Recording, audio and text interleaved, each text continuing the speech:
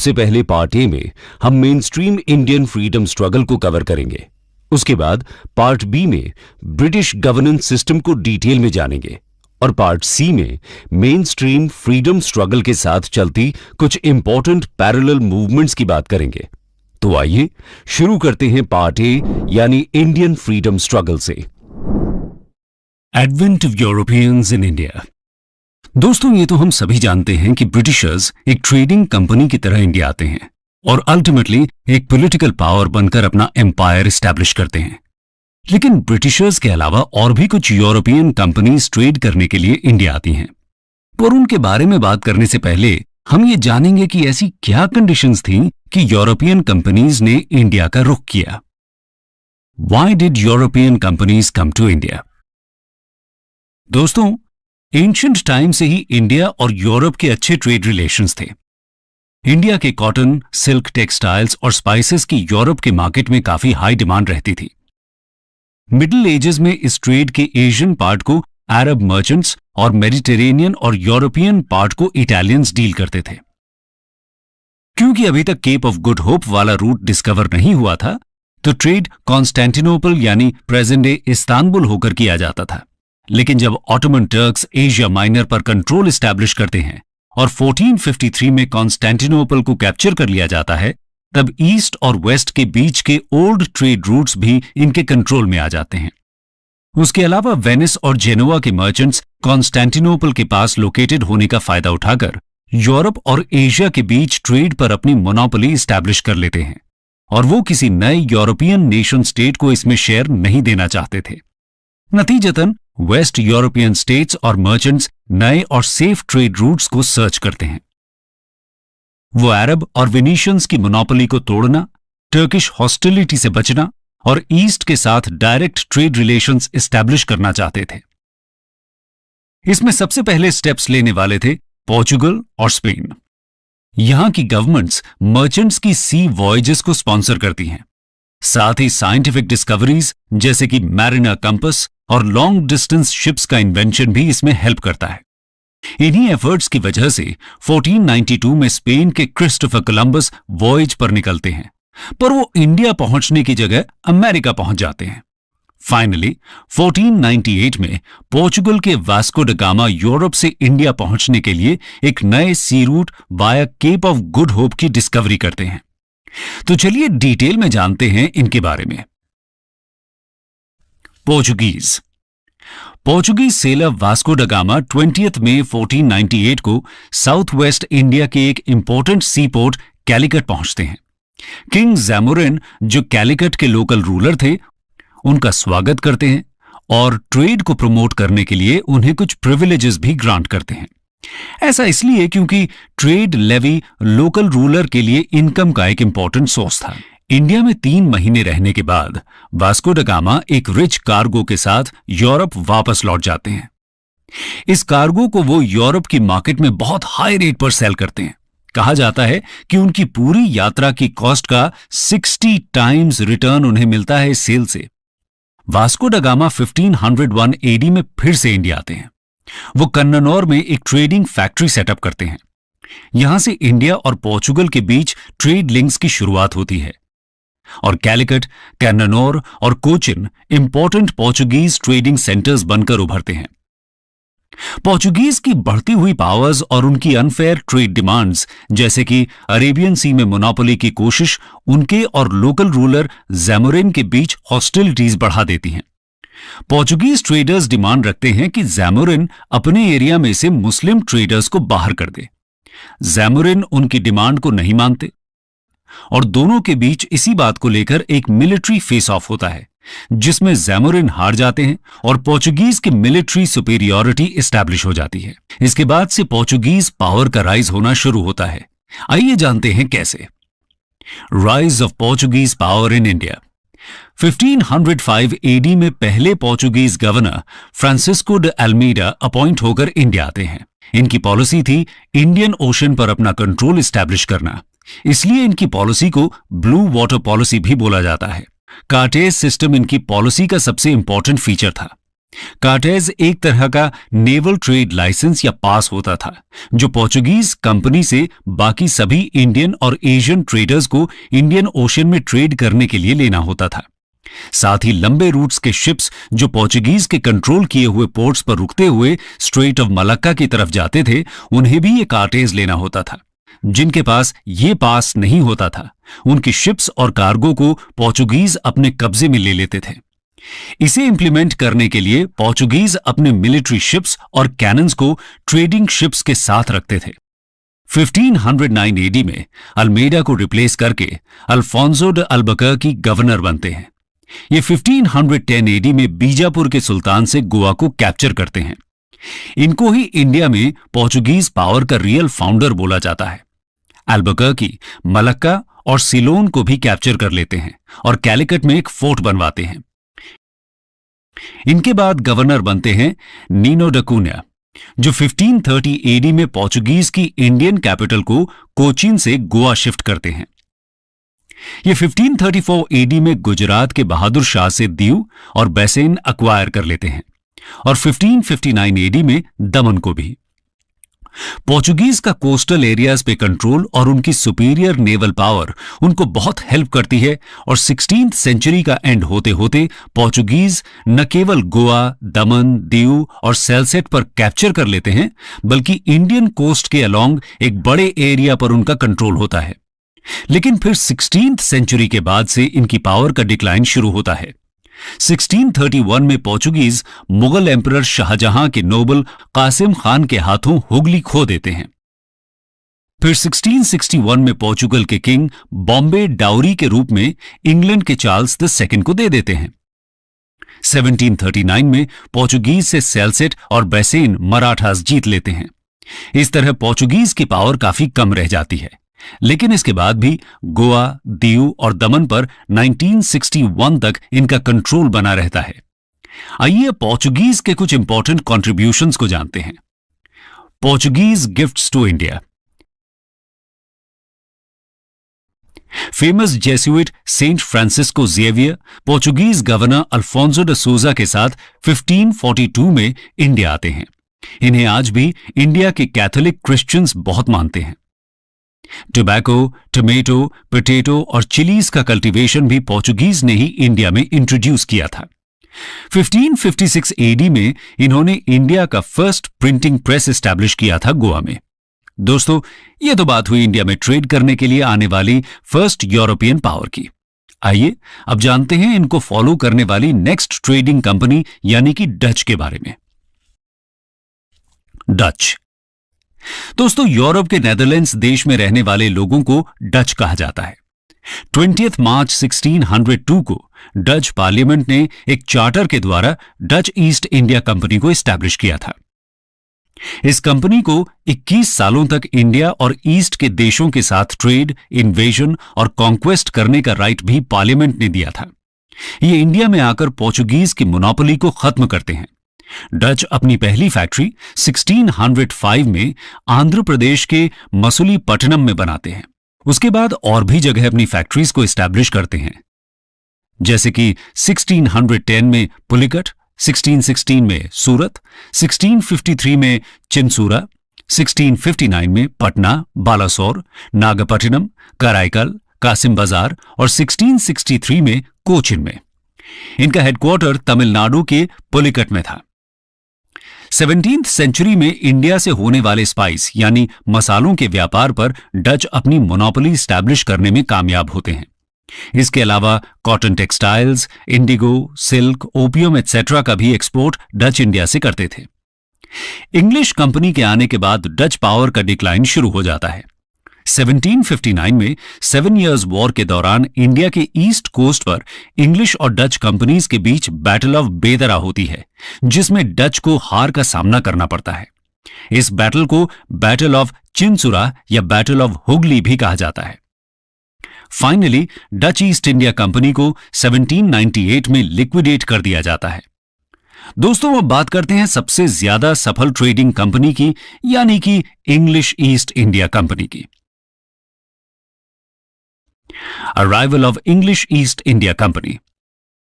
Portuguese और Dutch traders की success से इंप्रेस होकर इंग्लैंड के मर्चेंट्स के मर्चेंट एडवेंचरर्स नाम के ग्रुप ने 1599 में इंग्लिश ईस्ट इंडिया कंपनी को एस्टैब्लिश किया था। कंपनी का पूरा नाम the governor and company of merchants of trading into the east Indies था।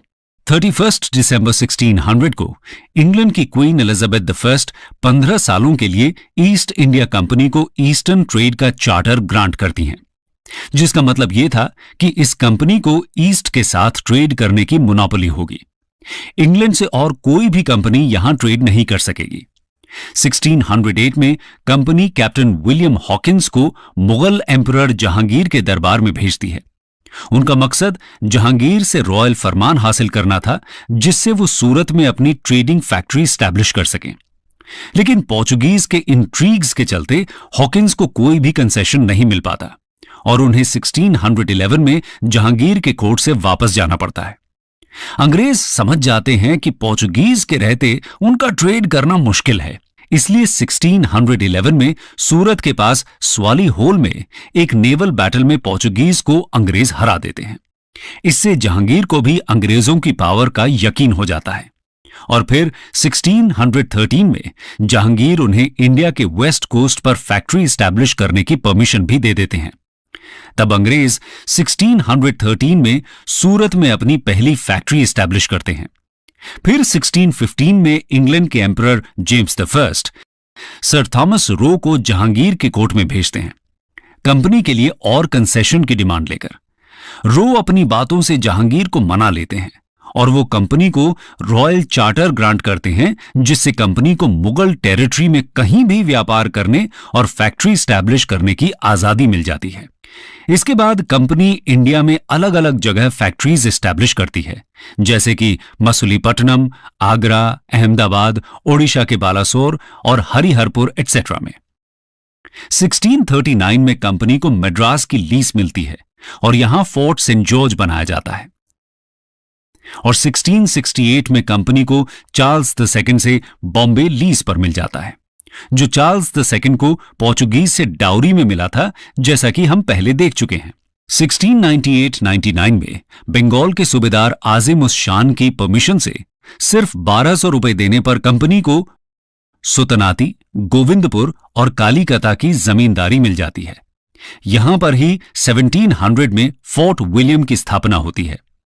इसके बाद 1771 में मुगल एम्परर फारूक सियार फरमान जारी करके कंपनी को और भी ज्यादा राइट्स दे देते हैं, जैसे कि उन्हें सिर्फ 3000 रुपए वार्षिक कर के बदले में बंगाल में ड्यूटी फ्री व्यापार करने का अधिकार मिलता है। कैलकाटा के आसपास की जमीन खरीदने की परमिशन भी दी जाती है। इसके अलावा कंपनी द्वारा बॉम्बे में इशू किए गए कॉइन्स को पूरे मुगल राज्य में चलाने की अनुमति भी मिलती है। इसलिए इस फरमान को कंपनी का मैग्ना कार्टा भी कहते हैं। इसके बाद कंपनी की पावर बढ़ती ही जाती है और फाइनली पहली बार बंगाल में कंपनी अपने एम्पायर की शुरुआत करती है, जिसके बारे में हम अपनी नेक्स्ट वीडियो में डिटेल से डिस्कस करेंगे। अब चलते हैं अगली यूरोपियन कंपनी की तरफ। डेन्स। डेनमार्क की ईस्ट इंडिया कंपनी की स्थापना 1616 में हुई थी। इस कंपनी ने 1620 में तमिलनाडु के ट्रैंक्वेबार और 1676 में बंगाल के सेरमपुर में अपनी फैक्ट्री स्टैब्लिश की थी। सेरमपुर इनका इंपॉर्टेंट सेंटर और हेडक्वार्टर था, लेकिन ये खुद को इंडिया में ज्यादा स्ट्रांग नहीं बना पाए और 1845 में अपनी सभी सेटलमेंट्स ब्रिटिश कंपनी को बेचकर यहां से चले गए। दोस्तों, अब बात करते हैं इंडिया में सबसे लास्ट में आने वाली यूरोपियन कंपनी की, फ्रेंच ईस्ट इंडिया कंपनी ला कैंपेनिया दास एंडेस ओरिएंटालेस को 1664 में कोलबे के द्वारा फॉर्म किया गया था, जो फ्रांस के राजा लुई XIV के मंत्री थे। फ्रेंच कंपनी 1668 में सूरत में अपनी पहली फैक्ट्री एस्टैब्लिश करती है। उसके बाद 1669 में गोलकोंडा के सुल्तान से परमिशन लेकर ये अपनी दूसरी फैक्ट्री मसूलीपट्टनम में बनाते हैं। 1673 में कंपनी के डायरेक्टर फ्रांसिस मार्टिन ने बालीकोंडापुर के सूबेदार शेर खान लोदी से पुटुचेरी नाम का एक गांव प्राप्त किया, जो बाद में पौंडीचेरी के नाम से फेमस हुआ। 1692 में बंगाल के मुगल सूबेदार शाइस्ता खान की अनुमति से फ्रेंच कंपनी ने चंद्रनगर में फैक्ट्री की स्थापना की। उसके बाद फ्रेंच 1724 में मालाबार में माहे को कैप्चर कर लेते हैं और 1739 में तमिलनाडु में कराईकल को। 1724 में ही फ्रेंच गवर्नर ड्यूप्लेक्स इंडिया आते हैं और उनके साथ ही शुरुआत होती है कहानी एंग्लो फ्रेंच वॉर्स की, जिन्हें कर्नाटिक वॉर्स भी कहते हैं। कर्नाटिक वॉर्स इंग्लिश और फ्रेंच कंपनी के बीच हुए थे, जिनके बारे में हम अलग वीडियो में डिटेल से चर्चा करेंगे। कंक्लूजन। तो दोस्तों, हमने देखा कि कैसे इंडिया और यूरोप के बीच होने वाले ट्रेड का फायदा उठाने के लिए अलग अलग यूरोपियन कंपनीज इंडिया आती हैं। ये कंपनीज ज्यादा से ज्यादा फायदा लेने के लिए अनफेयर ट्रेड प्रैक्टिसेस जैसे कि मोनोपोली, फोर्स का इस्तेमाल, नेवी का यूज करने में भी पीछे नहीं रहती। इन सभी कंपनीज के बीच आपस में पावर के लिए स्ट्रगल चलता है, जिसमें फाइनली इंग्लिश कंपनी को सक्सेस मिलती है। इंग्लिश ईस्ट इंडिया कंपनी कैसे एक ट्रेडिंग कंपनी से शुरू होकर इंडिया में अपना एम्पायर खड़ा करती है, ये हम अपनी आने वाली वीडियोस में देखेंगे। Rise of regional powers after Mughals. दोस्तों, पिछले वीडियो में हमने देखा कि कैसे द माइटी मुगल एम्पायर का डिक्लाइन हुआ। हमने देखा कि किस तरह औरंगजेब के रेन के दौरान डिक्लाइन स्टार्ट हुआ और इनकॉम्पिटेंट सक्सेसर्स के कारण ये एम्पायर पूरी तरह से खत्म हो गया। लोकल और रीजनल पॉलिटिकल फोर्सेस का राइज हुआ और उन्होंने खुद को असर्ट करना शुरू कर दिया। यानी लेट 17th सेंचुरी में ही पॉलिटिक्स में मेजर चेंजेस देखने को मिले। 18th सेंचुरी के दौरान कई इंडिपेंडेंट और सेमी इंडिपेंडेंट पावर्स का राइज हुआ, जैसे बंगाल, अवध, हैदराबाद, मैसूर और मराठा किंगडम्स। यही वो पावर्स थीं जिन्होंने मुगल एम्पायर के डिक्लाइन के बाद पॉलिटिकल वॉइड को फिल किया, और इन्हीं पावर्स का सामना करके ब्रिटिशर्स को इंडिया में अपनी सुप्रीमेसी सेटअप करनी थी। दोस्तों, आज हम इन्हीं रीजनल पावर्स के बारे में डिस्कस करेंगे जो मुगल एम्पायर के बाद राइज हुई। शुरू करते हैं रीजनल स्टेट्स के क्लासिफिकेशन से और देखते हैं इन स्टेट्स के फीचर्स क्या थे। Classification of states. Mughal empire के डिक्लाइन होते ही जो रीजनल पावर्स उभर कर आईं, उनको 3 कैटेगरीज में डिवाइड किया जा सकता है। पहली, सक्सेशन स्टेट्स, यानी ऐसे स्टेट्स जहां के मुगल प्रोविंसेस के गवर्नर्स ने ऑटोनॉमी असर्ट करना शुरू किया, जैसे बंगाल, अवध और हैदराबाद। दूसरी, न्यू स्टेट्स, यानी ऐसे स्टेट्स जहां पे रिबेलियन के चलते लोकल चीफ्टन्स, जमींदार्स और पेजेंट्स ने अपना स्टेट सेटअप किया, जैसे मराठा, अफगान, जाट और पंजाब। और तीसरी, इंडिपेंडेंट स्टेट्स, यानी ऐसे स्टेट्स जहां मुगल इन्फ्लुएंस का बिल्कुल भी पेनिट्रेशन नहीं था और मुगल एम्पायर के डिस्टेबलाइज होते ही इन स्टेट्स ने ऑटोनॉमी अनाउंस कर दी। इसमें मेनली साउथ वेस्ट और साउथ ईस्ट कोस्ट और नॉर्थ ईस्टर्न इंडिया के स्टेट्स इंक्लूडेड थे, जैसे मैसूर, केरला, राजपूत्स, अहोम्स एटसेट्रा। शुरू करते हैं हैदराबाद और कर्नाटक स्टेट के डिस्कशन से। Hyderabad and the Karnataka. Hyderabad state को निजाम उल मुल्क आसफ जाह ने 1724 में एस्टैब्लिश किया। उनको किलिच खान के नाम से भी जाना जाता है।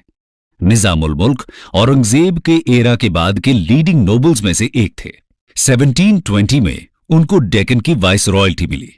1720 से 1722 के बीच उन्होंने वाइस रॉयल्टी के सभी दावेदारों को डिफीट किया। 1722 से 1724 के बीच वो मुगल एम्पायर के वजीर थे। एम्परर मोहम्मद शाह की इनकैपेसिटी से फ्रस्ट्रेट होकर उन्होंने डेक्कन में वापस लौटने का फैसला किया, जहां वो अपनी सुप्रीमेसी मेंटेन कर सकते थे। यहीं पर उन्होंने हैदराबाद स्टेट का फाउंडेशन रखा। उन्होंने कभी भी अपने इंडिपेंडेंस को ओपनली अनाउंस नहीं किया, लेकिन प्रैक्टिस में वो एक इंडिपेंडेंट रूलर की तरह ही रूल करते रहे। उन्होंने हिंदूज की तरफ टॉलरेंट पॉलिसी को अपनाया। एग्जाम्पल के तौर पर उन्होंने एक हिंदू पूरन चंद को अपना दीवान बनाया।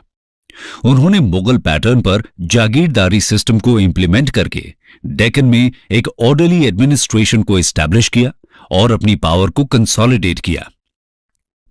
इसी के साथ उन्होंने पावरफुल मराठास को भी अपने डोमिनियन से बाहर ही रखा। 1748 में निजाम उल मुल्क की डेथ के बाद हैदराबाद फिर से डिसइंटीग्रेट हो गया। कर्नाटक की बात करें तो ये रीजन मुगल्स का एक सूबा था और हैदराबाद के निजाम की अथॉरिटी के अंदर आता था। कर्नाटक रीजन आज के तमिलनाडु और सदर्न आंध्र प्रदेश में ईस्टर्न घाट्स और बे ऑफ बंगाल के बीच का पेनिनसुलर रीजन था। जिस तरह निजाम ने खुद को दिल्ली से अलग किया, वैसे ही कर्नाटक के डेप्यूटी गवर्नर ने खुद को डेक्कन के इन्फ्लुएंस से इंडिपेंडेंट कर दिया, जिसके चलते वो अब नवाब ऑफ कर्नाटक कहे जाने लगे और ये ऑफिस भी अब हेरेडिटरी हो गया। सादतुल्ला खान कर्नाटक के पहले नवाब बने और उन्होंने बिना निजाम की परमिशन के 1732 में अपने नेफ्यू दोस्त अली को अपना सक्सेसर अनाउंस कर दिया। 1740 के बाद नवाबशिप के लिए इंटरनल स्ट्रगल्स होने लगी, जिसका फायदा यूरोपियन ट्रेडिंग कंपनीज ने उठाया और अब वो इंटरनल पॉलिटिक्स में डायरेक्टली इंटरफेयर करने लगे। अब आगे बढ़ते हैं और देखते हैं बंगाल के राइज के बारे में।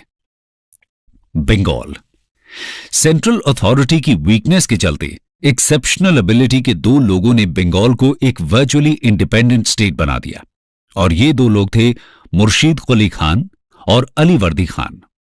1717 में मुर्शीद कुली खान बंगाल के गवर्नर बने। उन्होंने बंगाल को इंटरनल और एक्सटर्नल डेंजर से फ्री करके शांति की स्थापना की। बंगाल को जमींदार्स के द्वारा होने वाली अपराइजिंग से फ्री कर दिया। 1727 में उनकी डेथ हुई और उनके सन इन लॉ शुजाउद्दीन को सक्सेसर बनाया गया। शुजाउद्दीन ने 1739 तक बंगाल पर रूल किया। 1739 में राजमहल सिटी के फौजदार अली वर्दी खान ने शुजा के सन सरफराज खान को मार दिया और खुद को बंगाल का नवाब डिक्लेयर कर दिया।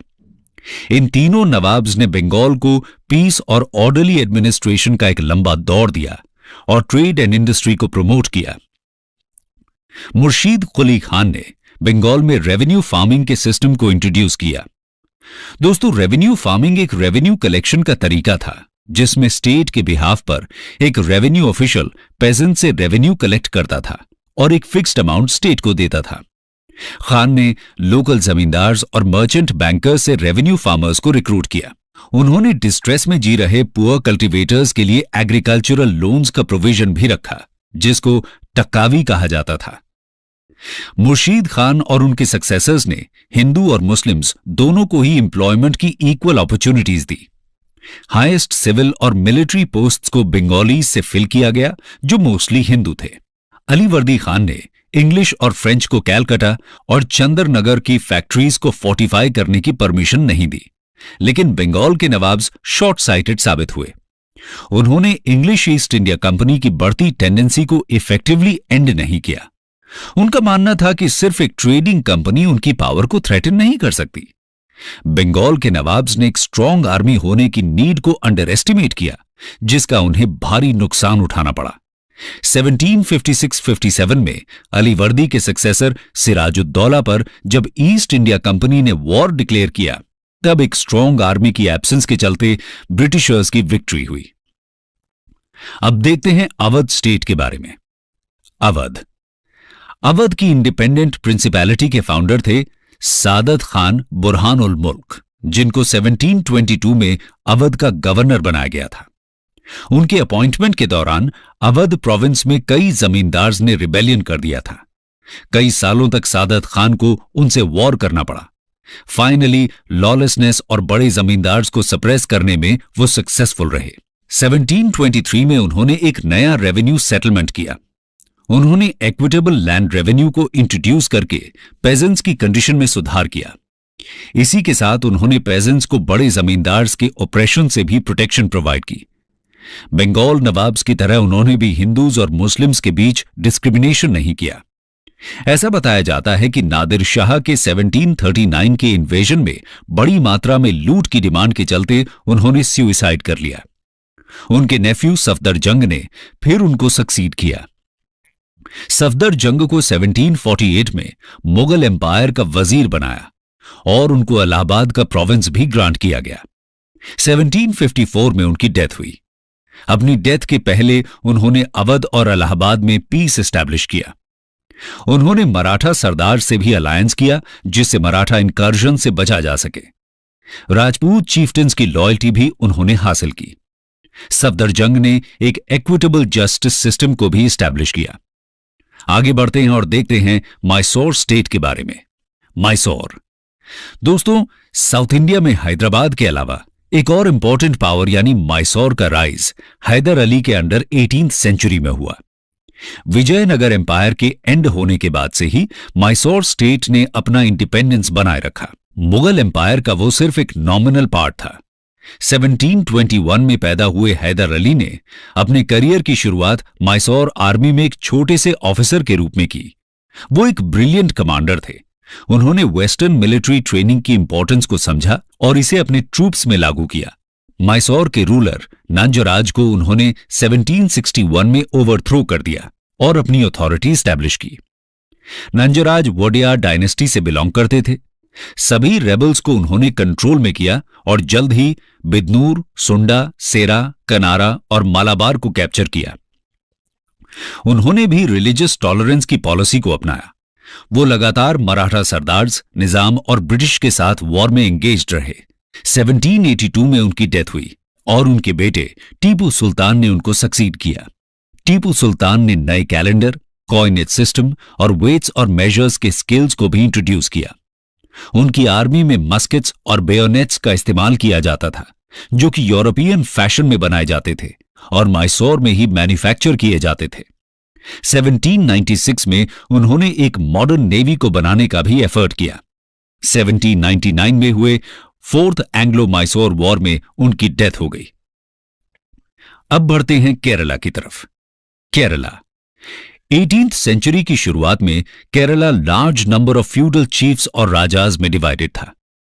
किंग मार्तंड वर्मा ने ट्रावनकोर किंगडम को 1729 के बाद एस्टैब्लिश किया। उनके एम्पायर की बाउंड्रीज कन्याकुमारी से कोचिन तक एक्सटेंड करती थी। उन्होंने वेस्टर्न मॉडल पर बेस्ड एक स्ट्रांग आर्मी ऑर्गेनाइज की और मॉडर्न वेपन्स का यूज किया। उन्होंने कई इरिगेशन वर्क्स करवाए, रोड्स बनवाई और कम्युनिकेशन के लिए कनाल्स बनवाए। यहां तक कि फॉरेन ट्रेड को भी एक्टिवली इंकरेज किया। 18th सेंचुरी में मलयालम लिटरेचर का रिमार्केबल रिवाइवल देखने को मिला। यह रिवाइवल केरला के राजाज और चीफ्स के कारण हुआ, जो लिटरेचर के ग्रेट पेट्रन थे। 18th सेंचुरी के सेकेंड हाफ में त्रिवेंद्रम, जो कि ट्रावनकोर की कैपिटल थी, संस्कृत स्कॉलरशिप के एक फेमस सेंटर के रूप में उभर कर आया। मार्तंड वर्मा को राम वर्मा ने सक्सीड किया और दोनों ने मिलकर ट्रावनकोर किंगडम में लंबे समय तक पीस एंड प्रोग्रेसिव माहौल बनाए रखा। दोस्तों, अब बात करते हैं दिल्ली के आसपास के एरियाज के बारे में और देखते हैं मुगल एम्पायर के डिक्लाइन के बाद इनमें क्या डेवलपमेंट्स हुए। सबसे पहले बात करेंगे राजपूत्स की। राजपूत्स दोस्तों, मुगल एम्पायर की बढ़ती वीकनेस के चलते राजपूत स्टेट्स ने भी अपने आप को वर्चुअली फ्री करने की कोशिश की और साथ ही बाकी के एम्पायर में अपने इन्फ्लुएंस को बढ़ाने की भी कोशिश की। राजपूताना स्टेट्स अभी भी आपस में डिवाइडेड थे। लगभग सभी बड़े राजपूत स्टेट्स के बीच सिविल वॉर्स होते ही रहते थे। मुगल कोर्ट की तरह यहां भी करप्शन, धोखाधड़ी फैली हुई थी। इसी के चलते मारवाड़ के राजा अजीत सिंह को उनके ही बेटे ने 1724 में मार दिया, जो वहां के बिगड़ते हालातों का गवाह है। 18th सेंचुरी के सबसे आउटस्टैंडिंग राजपूत रूलर थे राजा सवाई जयसिंह ऑफ अंबेर, जिन्होंने 1699 से 1743 तक रूल किया। वो एक डिस्टिंग्विश्ड स्टेट्समैन, लॉ मेकर और रिफॉर्मर थे। वो जयपुर सिटी के फाउंडर थे और उसको साइंस और आर्ट का एक ग्रेट सेंटर बनाया। जयसिंह एक ग्रेट एस्ट्रोनॉमर भी थे, जिन्होंने दिल्ली, जयपुर, उज्जैन, वाराणसी और मथुरा में एस्ट्रोनॉमिकल ऑब्जर्वेटरीज बनवाई। दिल्ली के जंतर मंतर को तो हम सब जानते ही हैं। वो एक सोशल रिफॉर्मर भी थे। अपनी बेटियों की शादी में होने वाले लैविश एक्सपेंडिचर को कम करने के लिए उन्होंने एक लॉ को पास किया, क्योंकि इस प्रैक्टिस ने फीमेल इन्फेंटिसाइड जैसी प्रैक्टिस को बढ़ावा दिया। दोस्तों, अब बात करते हैं जाट्स के बारे में। जाट्स एक एग्रीकल्चरिस्ट क्लास थी जो दिल्ली, मथुरा और आगरा के आसपास के रीजन में रहती थी। 1669 में औरंगजेब के रूल में मथुरा रीजन के जाट पेजेंट्स ने रिवोल्ट किया और ऐसा ही एक और रिवोल्ट 1688 में दोबारा हुआ। इन रिवोल्ट्स को क्रश तो कर दिया गया, लेकिन ये एरिया डिस्टर्ब्ड ही रहा। औरंगजेब की डेथ के बाद दिल्ली के रीजन में वो लगातार डिस्टर्बेंसेस क्रिएट करते रहे। भरतपुर एक जाट स्टेट था, जिसको चूड़ामन और बदन सिंह ने सेटअप किया था, जो कि आज ईस्टर्न राजस्थान के भरतपुर डिस्ट्रिक्ट में है। सूरजमल के अंडर जाट पावर अपने पीक पर पहुंची, जिन्होंने 1756 से 1763 तक रूल किया। उनकी अथॉरिटी ईस्ट में गंगा से लेकर साउथ में चंबल तक और वेस्ट आगरा सूबा से लेकर दिल्ली के सूबा तक फैली हुई थी। उनके स्टेट में आगरा, मथुरा, मेरठ और अलीगढ़ इंक्लूडेड थे। 1763 में उनकी डेथ के बाद जाट स्टेट डिक्लाइन हो गया और पेटी जमींदार्स में स्प्लिट हो गया। दोस्तों, अब आगे बढ़ते हैं और देखते हैं बंगश, पठान्स और रोहिलास के बारे में। बंगश, पठान्स एंड रोहिलास। मोहम्मद खान बंगश ने मुगल एम्परर फारुखसियार और मोहम्मद शाह के रेन के दौरान फर्रुखाबाद के आसपास की टेरिटरी में 1713 में एक अपना कंट्रोल एस्टैब्लिश किया। यहीं से बंगश पठान्स की शुरुआत हुई। 1739 के नादिर शाह के इन्वेजन के दौरान अली मोहम्मद खान ने रोहिलखंड नाम से एक अलग प्रिंसिपैलिटी को कार्व आउट किया। रोहिलखंड हिमालयाज के फुटहिल्स में था, यानी साउथ में गंगा और नॉर्थ में कुमाऊं हिल्स के बीच ये किंगडम था।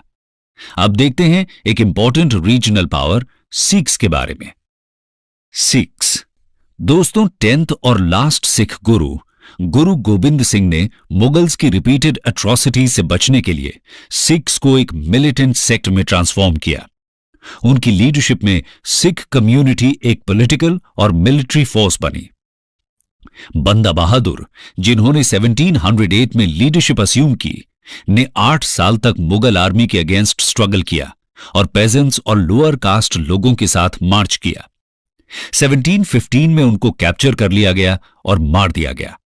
नादिर शाह और अहमद शाह अब्दाली के लगातार इन्वेजन्स और पंजाब एडमिनिस्ट्रेशन के फेल होने से सिख्स को एक बार फिर से राइज होने का मौका मिला।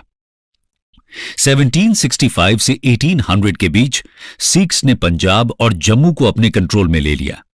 सिख्स ने खुद को 12 मिसल्स यानी एक तरह की कन्फेडरेसीज में ऑर्गेनाइज किया।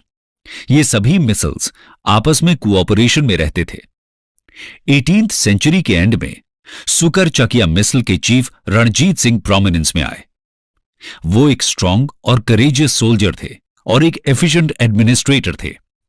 1799 में उन्होंने लाहौर और 1802 में अमृतसर को कैप्चर किया। पंजाब के स्ट्रांग किंगडम को सेटअप करने का श्रेय रणजीत सिंह को ही जाता है। उनके किंगडम में सतलज से लेकर झेलम तक एरिया इंक्लूडेड था। उन्होंने अपनी आर्मी को यूरोपियंस की मदद से मॉडर्नाइज किया। ऐसा बताया जाता है कि इंग्लिश ईस्ट इंडिया कंपनी के बाद एशिया की सबसे पावरफुल आर्मी उन्हीं के पास थी। उनके रेन के अंतिम समय में ब्रिटिश ने उनको 1838 में ट्राइपार्टाइट ट्रीटी साइन करवाई, जिसमें उन्होंने ब्रिटिश आर्मी को पंजाब से काबुल की तरफ पास होने की परमिशन दी। इसके बाद फर्स्ट एंग्लो अफगान वॉर हुआ, जिसमें ईस्ट इंडिया कंपनी और रणजीत सिंह ने कुछ हद तक कोऑपरेट भी किया।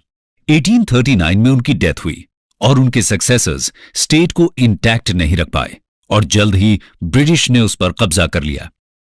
अब बात करते हैं लास्ट और एक इंपॉर्टेंट रीजनल पावर यानी मराठास के राइज और फॉल के बारे में।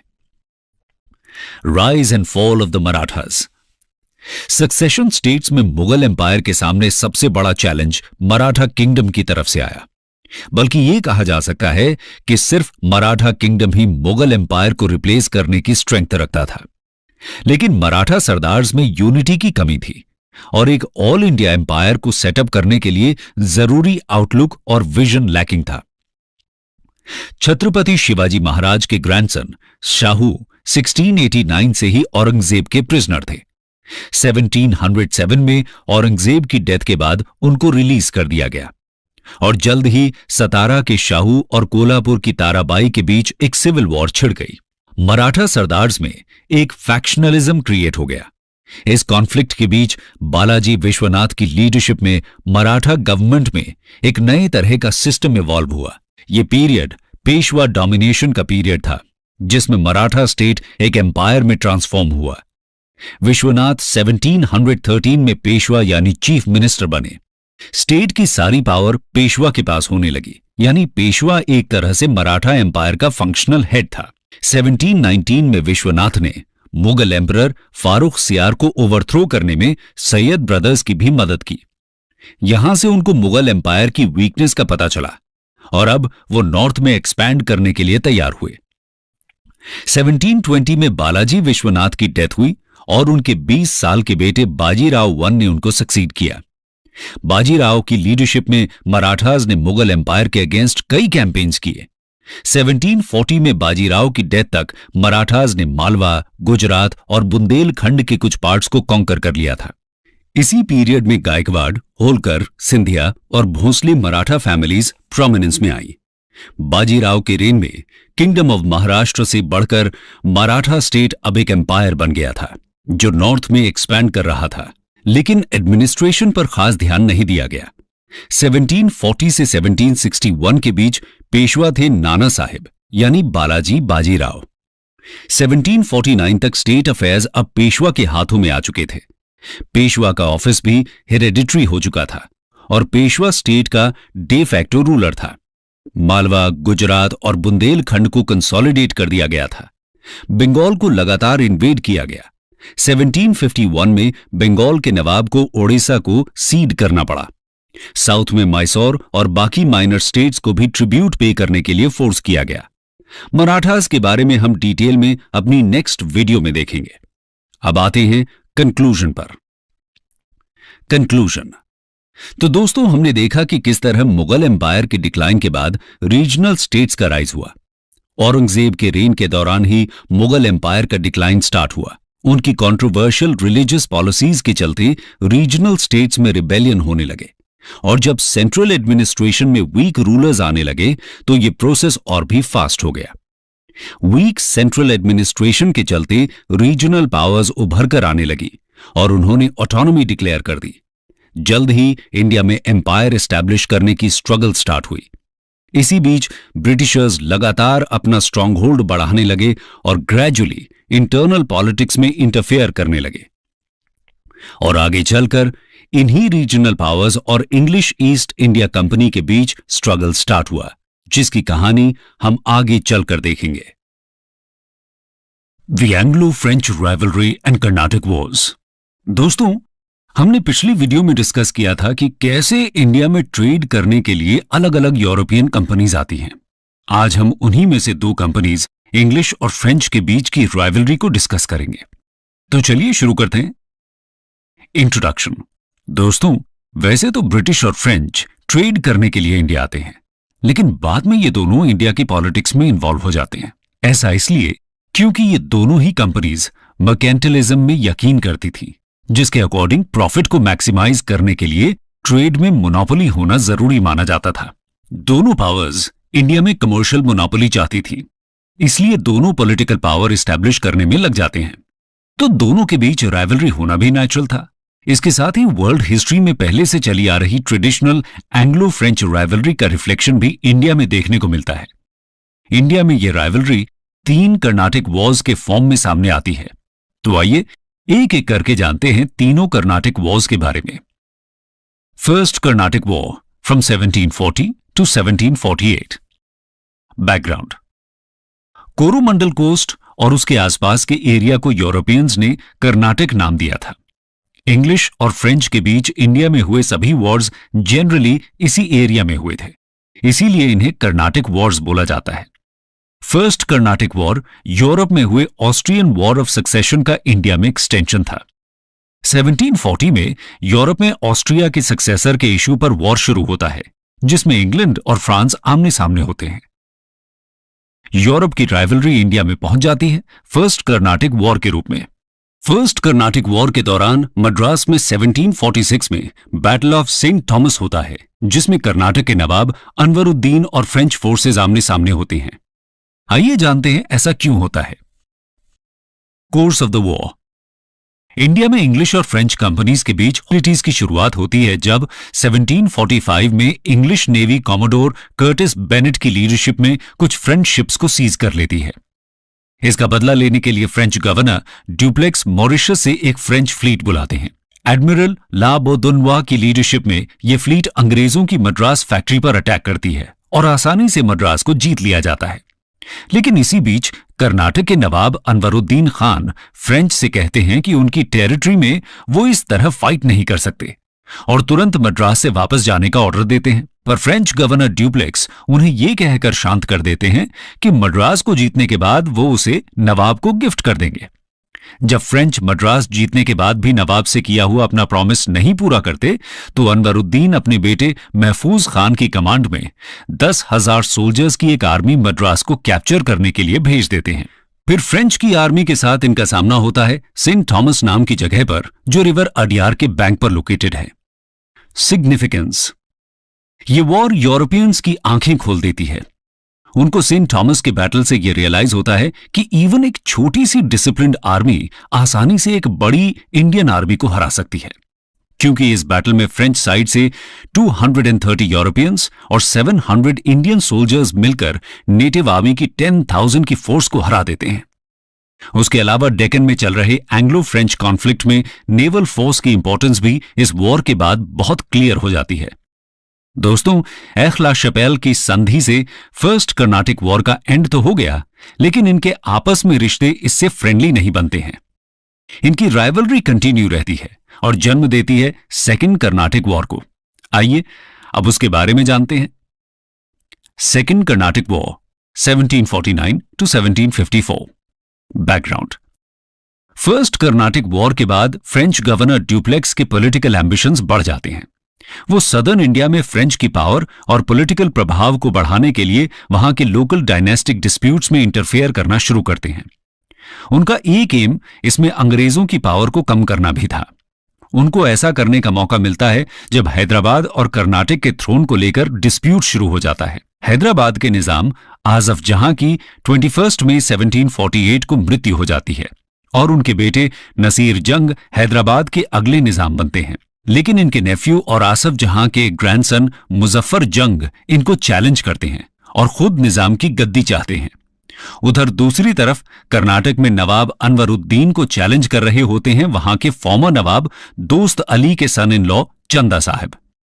ड्यूप्लेक्स को इसमें अपनी पॉलिटिकल स्कीम्स को आगे बढ़ाने का मौका दिखता है, इसलिए वो डेक्कन में मुजफ्फर जंग और कर्नाटक की नवाबशिप के लिए चंदा साहब का सपोर्ट करने का डिसीजन लेते हैं। ये देखने पर इंग्लिश नसीर जंग और अनवरुद्दीन की साइड हो जाते हैं।